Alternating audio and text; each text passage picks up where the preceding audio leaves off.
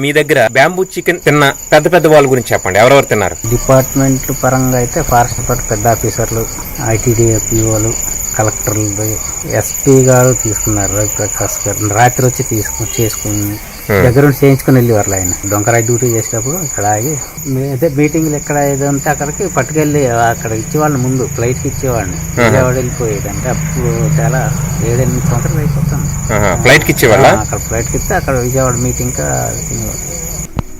Sir ఇప్పుడు ఇది అయిపోయిందా? అయిపోయిందండి. చెప్పాను కదా, బార్క్ ఇలాగ వచ్చిందంటే అయిపోయినట్టే. బరువు కూడా తగ్గిపోతుంది. తీసేస్తారు ఇంకా? ముందు ఇది కొద్దిగా షేక్ చేయాలండి.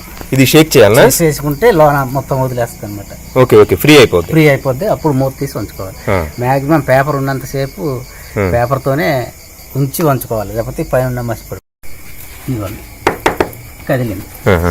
ఇప్పుడు మీరు ఇలా ఎలాగైనా వంచితే వచ్చేస్తుంది.